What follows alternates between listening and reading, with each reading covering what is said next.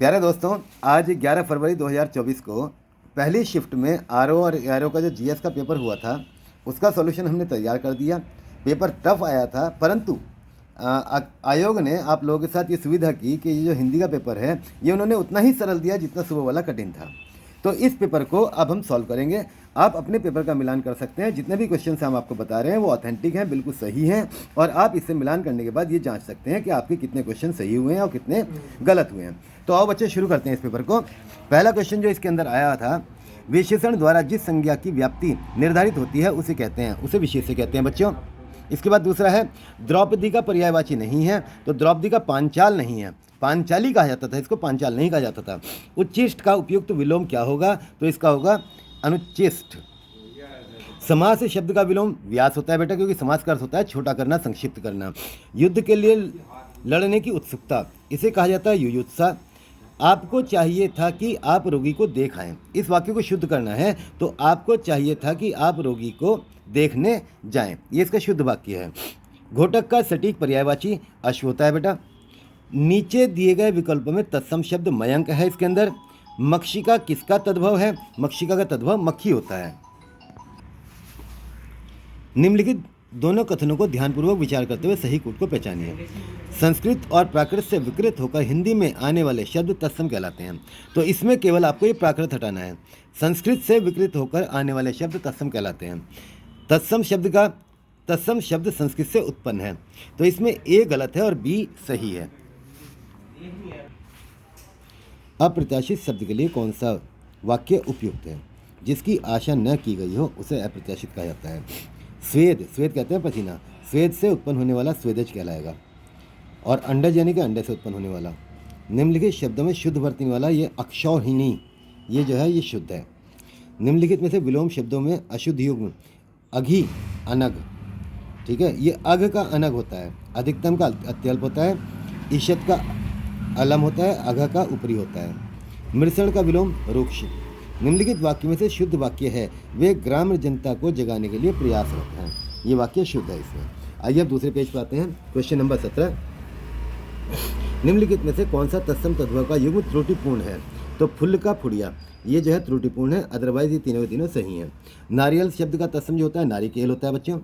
निम्नलिखित में कौन सा युग्म विपरीतार्थक नहीं है? तो कोमल और मृदुल, ये दोनों जो है आपके एक ही जैसा अर्थ निकालते हैं। कोमल यानी कि सरल और मृदुल यानी कि वो भी सरल।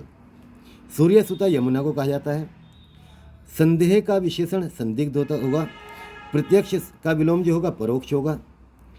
निम्नलिखित में से कौन सा युग्म सुमेलित नहीं है? तो गंगा मृगांक, ये सुमेलित नहीं है, बाकी आपके ये सुमेलित हैं। निम्नलिखित में तत्सम तद्भव का कौन सा युग्म त्रुटिपूर्ण है? तो कपाट को कहा जाता है किवाड़, ये जो है गलत है। परित्यक्ता जो होती है वो स्त्री होती है जिसे उसके पति ने छोड़ दिया हो, तो इसका डी ऑप्शन उस स्त्री के लिए प्रयोग होता है जो पति के द्वारा छोड़ दी गई हो। भीतर शब्द का तत्सम जो होगा वो अभ्यंतर होगा। अशुद्ध विलोम युग्म का चयन कीजिए, तो इसमें ऐहिक का लौकिक जो होगा ये आपका अशुद्ध है। रात्रि का पर्यायवाची होगा शर्वरी। प्रतिबिंब का विशेष्य, इसमें बिंब आएगा इसके अंदर। निम्नलिखित वाक्य में से एक अशुद्ध है, तो मोहन पौधे सींच रहा है, ये वाक्य अशुद्ध है। वह खंबा गिर जाएगा, वह खंबा निश्चयवाचक सार्वनामिक विशेषण है इसके अंदर बच्चों, निश्चयवाचक सार्वनामिक विशेषण। अब अगला पेज पे आते हैं। 32 क्वेश्चन हमारे हो गए हैं। क्वेश्चन नंबर 33, दृश्य मनोरम था, मनोरम यानी कि भाव, तो ये हो गया आपका भाववाचक विशेषण। वर्तनी के अनुसार शुद्ध शब्द, इसमें वधु दिया हुआ जो है ये शुद्ध है। बरसात बिल्कुल न होना, ये कहलाता है अनावृष्टि। ये जो युद्ध में स्थिर रहता है वो युधिष्ठिर होता है बच्चों। इसके बाद आता है, निम्नलिखित वाक्य को ध्यानपूर्वक पढ़कर दिए गए कूट के अनुसार उत्तर का चयन कीजिए। इस वाक्य में ए, बी और सी तीन वाक्य सही हैं और डी जो है इसमें अशुद्ध वाक्य है। जंगम शब्द का सटीक विलोम जो होगा वो होगा स्थावर। नित्य दीन दुखियों को भोजन देने की व्यवस्था जो कहलाएगी वो सदावर्त कहलाएगी। अब इसमें मैचिंग में जाते हैं। ऐतिहासिक घटना होगी, विदुषी महिला होगी, महती पुस्तक होगी और रोचक कथा होगी, तो इसका जो ऑप्शन है वो डी है, ये सही है। विद्युत का पर्यायवाची दामिनी होता है। औरस का विलोम जो होगा वो दत्तक होगा। औरस होता है सगा पुत्र और दत्तक होता है गोद लिया हुआ पुत्र। कामदेव का पर्यायवाची पुष्पधनवा होगा। व्याकरण का ज्ञान रखने वाला व्यक्ति व्याकरण कहलाता है। मूक का विलोम वाचाल होता है बच्चों। 45 क्वेश्चन आपके हो गए हैं, आगे आ जाइए।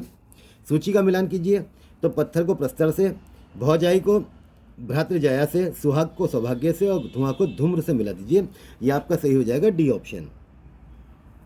जो अलग अलग बुकलेट हैं उनमें क्वेश्चन आगे पीछे होंगे तो आपको क्वेश्चन से ही मिलान करना है। जिसे कभी बुढ़ापा न आए उसको अजर कहा जाता है बच्चों। निम्नलिखित में से आवृत्तिवाचक विशेषण नहीं है, तो सब कुछ इसमें आवृत्तिवाचक नहीं है।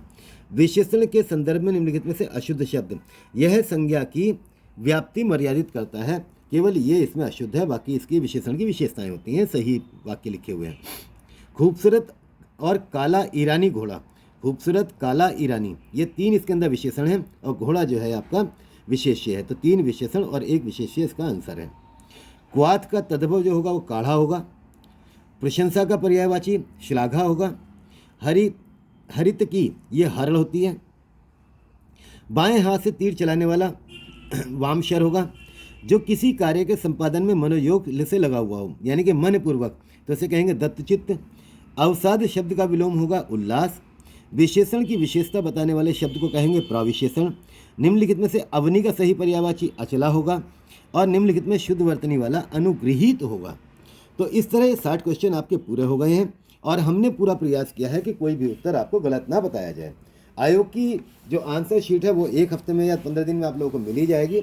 उसके बाद आप निश्चिंत हो जाओगे, परंतु तब तक ये जो आंसर हमने बताए हैं आप इनके द्वारा भी अपने उत्तरों की जाँच कर सकते हो। आपको बहुत बहुत शुभकामनाएं बच्चों, और जो पेपर फर्स्ट हुआ था उसकी आंसर शीट भी आपको हमारे चैनल पर मिल जाएगी। धन्यवाद।